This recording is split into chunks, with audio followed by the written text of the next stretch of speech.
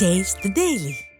Batting, bowling, fielding என மூன்று பக்கமும் அடி வாங்கினாலும் 17 வருட IPL கிரிக்கெட்டில் மும்பை அணி வீரர்கள் இறுதி வரை சண்டையிட்டு போராடி தோற்றுதான் ரசிகர்கள் பார்த்திருக்கின்றனர்.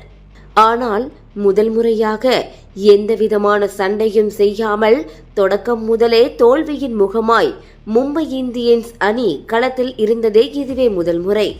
தோனி என்ற பெரும் கிரிக்கெட் மூளை கொண்ட CSK அணிக்கு எதிராக விளையாடும் போது கூட கிடைக்கும் ஒரு வாய்ப்பில் போட்டியில் கம்பேக் கொடுத்து பதிலடி கொடுக்கும் மும்பை அணியை தான் பார்த்திருக்கிறோம்.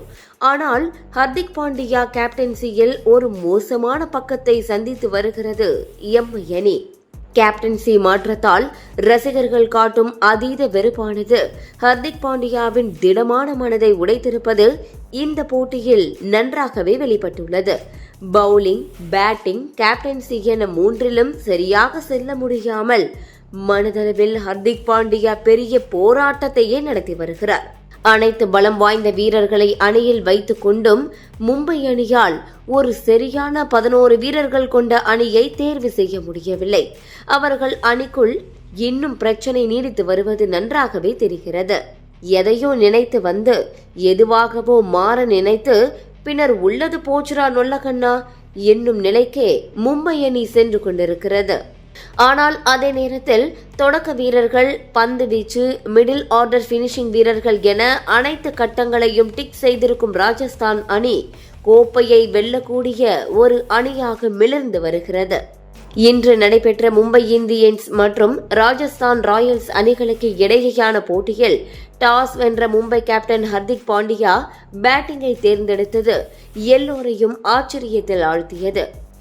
அவர்களின் பலம் பேட்டிங்காக இருக்கும் பட்சத்தில் எதற்காக சேசிங் செய்யாமல் முதலில் பேட்டிங்கை தேர்வு செய்தார் என்ற கேள்விக்கு விடையே இல்லாமல் சென்று முடிந்தது போட்டி. முதலில் பேட்டிங் செய்த மும்பை இந்தியன்ஸ் அணிக்கு எதிராக தரமான பந்து வீச்சை வெளிப்படுத்திய ட்ரெண்ட் போல்ட் மற்றும் சந்தீப் சர்மா இருவரும் அடுத்தடுத்து ரோஹித் சர்மா, இஷான் கிஷன், சூரியகுமார் யாதவ் என மும்பை அணியின் பேட்டிங் தூண்களையே தகர்த்தெறிந்தனர். 20 ரன்களுக்கு 3 விக்கெட்டுகளை இழந்து தடுமாறிய மும்பை அணியை 5வது வீரராக விரைவாகவே களத்திற்கு வந்த முகமது நபி 2 பவுண்டரிகள், 1 சிக்ஸர் என விரட்டி மீட்டு வர போராடினார். ஆனால் அவரை இந்த முறை யஸ்வேந்திர சாகல் வெளியேற்ற 52 ரன்களுக்கு 4 விக்கெட்டுகளை இழந்த எம்ஐ அணி நிலை குலைந்தது. இதற்கு பிறகு யார் அடிக்கப் போகிறார்கள்?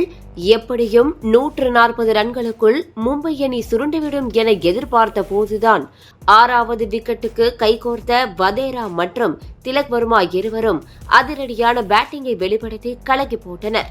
ஒரு புறம் 5 பவுண்டரிகள், 3 சிக்ஸர்கள் என திலக் வர்மா அதிரடியை கிளப்ப, மறுமுனையில் 24 பந்தில் 3 பவுண்டரிகள், 4 சிக்ஸர்கள் என்று ருத்ர தாண்டவமே ஆடிய வதேரா 200 ஸ்ட்ரைக் ரேட்டில் சரவடியாய் வெடித்து சிதறினார்.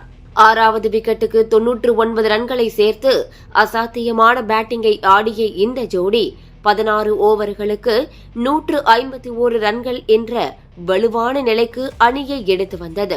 ஆனால் பந்து வீச்சில் கம்பேக் கொடுத்த ராஜஸ்தான் பவுலர்கள் வதேராவை 49 ரன்னிலும் திலக் வர்மாவை 65 ரன்னிலும் வெளியேற்றி கலக்கி போட்டனர். செய்ய வேண்டிய வேலையை தரமாக செய்துவிட்டு இருவரும் வெளியேற அதற்கு பிறகு ரன்களை எடுத்து வரும் பொறுப்பு கேப்டன் ஹர்திக் பாண்டியாவின் பக்கம் இருந்தது. ஆனால் மீண்டும் ஒரு சொதப்பலான ஆட்டமாடிய ஹர்திக் பாண்டியா 10 பந்தில் 10 ரன்களை மட்டுமே அடித்து வெளியேறினார். உடன் களத்திற்கு வந்த டிம் டேவிட், கோட்ஸி இருவரையும் சந்தீப் சர்மா வெளியேற்ற கடைசி 4 ஓவர்களுக்கு வெறும் 28 ரன்களை மட்டுமே அடித்த மும்பை அணி 5 விக்கெட்டுகளை பறிகொடுத்து 179 ரன்கள் மட்டுமே எடுத்தது. ஒரு கட்டத்தில் ஒன்றுமே இல்லாத போட்டியை உயிரை கொடுத்து எடுத்து வந்த வதேரா மற்றும் திலக் வர்மாவின் போராட்டம் பயனில்லாமல் போனது. ஜெய்ப்பூர் மைதானத்தில் நடப்பு IPL பதிவு செய்யப்பட்ட குறைவான முதல் இன்னிங்ஸ் டோட்டல் என்பதால் ராஜஸ்தான் அணி எளிதில் வெற்றி பெற்றுவிடும் நம்பிக்கையில் களமிறங்கியது. ஒரு முனையில் சரியாக ஃபார்மில் இல்லாத ஜெய்ஸ்வாலை நிற்க வைத்துவிட்டு பவுண்டரிகளாக விரட்டிய ஜோஸ் பட்லர் அதிரடியான தொடக்கம் கொடுத்தார். அடுத்தடுத்து பட்லர் 6 பவுண்டரிகளை விரட்ட, மறுமுனையில் மெதுவாக ஃபார்மிற்கு திரும்பிய ஜெய்ஸ்வால் மும்பை அணியின் வேகப்பந்து வீச்சாளர்களை துவம்சம் செய்தார்.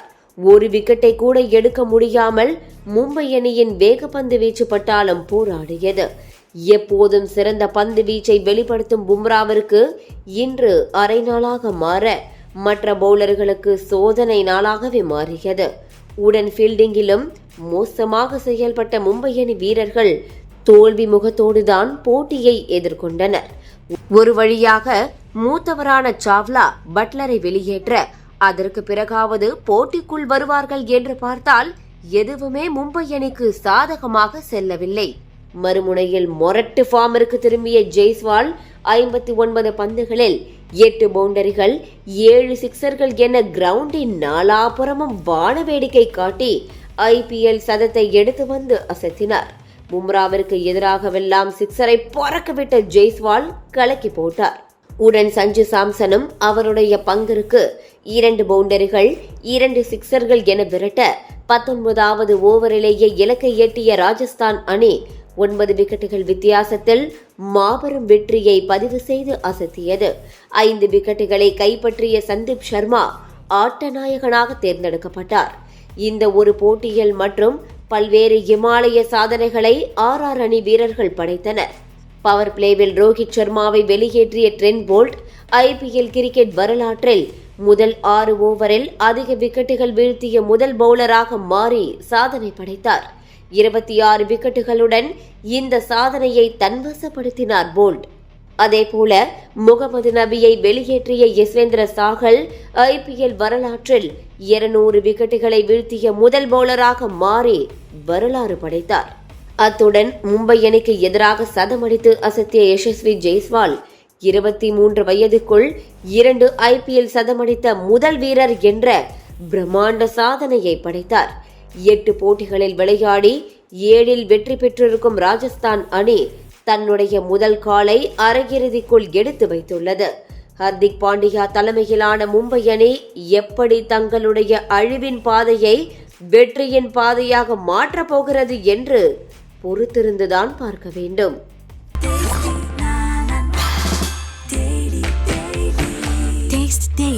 Taste the Daily.